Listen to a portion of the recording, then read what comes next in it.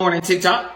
I am definitely here to talk to you guys about this DEI issue that we seem to be having in Florida that was essentially shot down by the governor for what I would like to consider his subjective views. So we wanted to look at it from a different perspective because, of course, I would like to run for governor. So I wanted to give you my take on diversity, equity, and inclusion. So when you look at diversity, equity, and inclusion, which you keep hearing is DEI, diversity refers to the presence and representation of different identities, backgrounds, perspectives, and experiences within an organization. You should, at the root of it, not have an issue with just that. Equity focuses on ensuring fairness and justice in opportunities, resources, and outcomes for all individuals, regardless of their diverse backgrounds. And inclusion involves creating an environment that actively values and respects the diversity of individuals and promotes their full participation. As you can see, I have subjectivity versus objectivity. You need to understand that objectivity is the fact, while subjectivity is the feeling.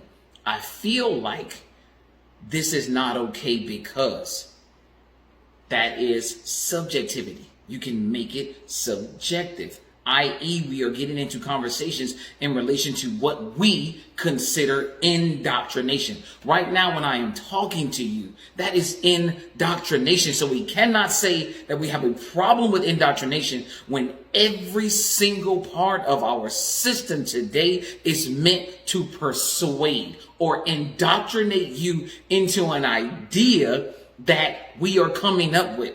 But the problem is this: in a democracy, when we have something that is going to affect the masses, we need to be able to vote on that. Two things I want to bring up: 1870 and 1920. 1870, black people were given the right to vote. 1920, women were given the right to vote. Come on now, let's make it make sense. That means you had to have diversity, equity, and inclusion in order to even come up with the concept of giving the right to vote to women. You had to come up with the concept. You had to have some ideal or understanding at the time that diversity helps us out. Having an understanding of equity helps us out, and definitely being inclusionary helps us out. That means that at the root of DEI, it has been systematically working. And we need to understand today how to continue to make it work. So the idea is this: the First Amendment, right? The First Amendment. How is DEI even related to the First Amendment?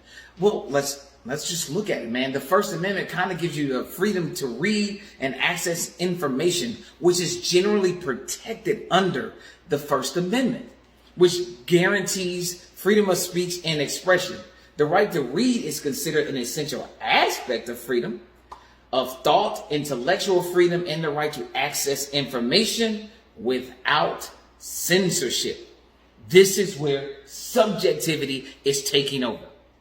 And what I mean by that is, right now, when they talk about DEI and they talk about these things, they say, well, hey, they will focus on some of the things that we relate to in the pedophilia area when they try to teach kids about things that we may not want our children to learn about at this time. But I'm telling you, for some reason, there is a psychologist out there or some person who practices in some form of psychology and sociology that says that it should be okay to learn about things at its age. This is an accredited, credentialed individual who is speaking like this. And you know subjectively how we feel if you do not have credits and credentials. We lessen or take less of your value because you are not credited or credentialed in today's society.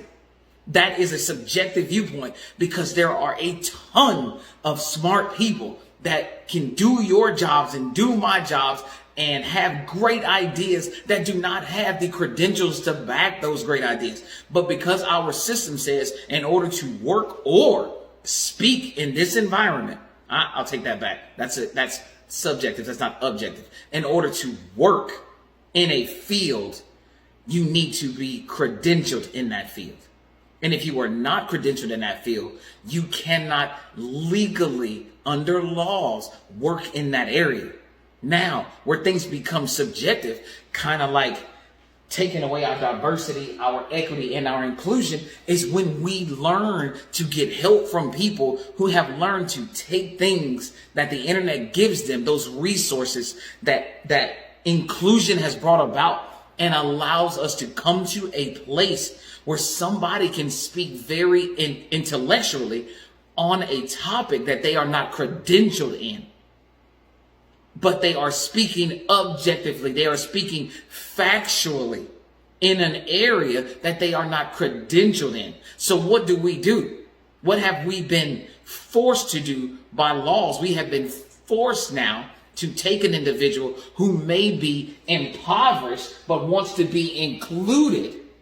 But he's impoverished, he or she is impoverished, but wants to be included. And we say, hey, if you cannot go and get this credential, then you cannot work in this area or be a part of. There is so much free information out here. Now let's just hit something. This is not objective, but this is informational. I looked up the Florida education budget. It's like $22.8 billion.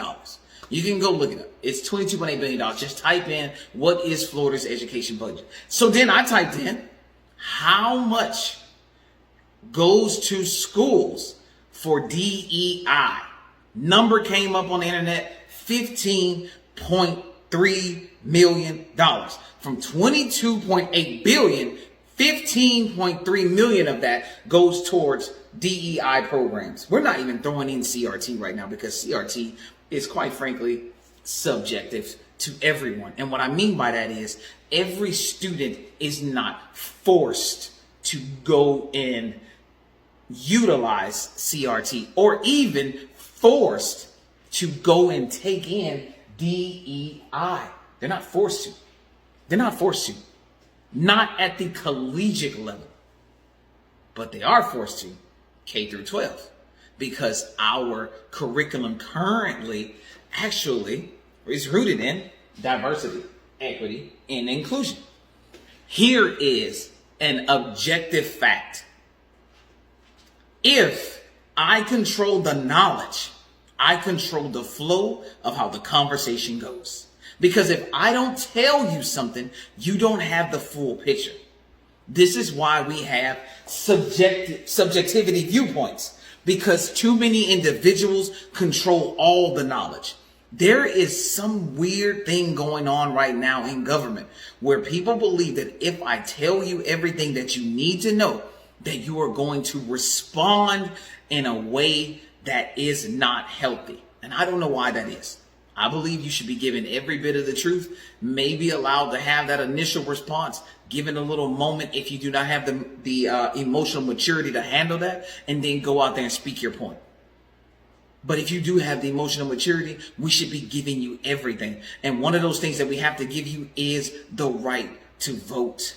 And I am telling you, as I wrap this up, one of the first things that I will do as governor is remove safeguards from me being removed from that seat if indeed I start to have an authoritative role. I want to be able to include everyone in decisions that affect the masses. Education and knowledge affects the masses, and to limit that education and knowledge is important. If you do not want those perversions in your school, it may be common sense to me. But why not ask everyone and give everyone an opportunity to vote on it? Hey, this is an elective area, and if you elect to be a part of that, here is a time frame or a small time slot or something to that nature where you can go and partake in that for your children. If the majority were to vote to send it in a direction that I personally did not and was not okay with, because there will be things that I'm okay with and there'll be things that I'm not okay with. That just makes common sense. I will be able to change my mind. I can see something one way, someone tell me their perspective, and I'm going to take it a completely different way. It's just important to understand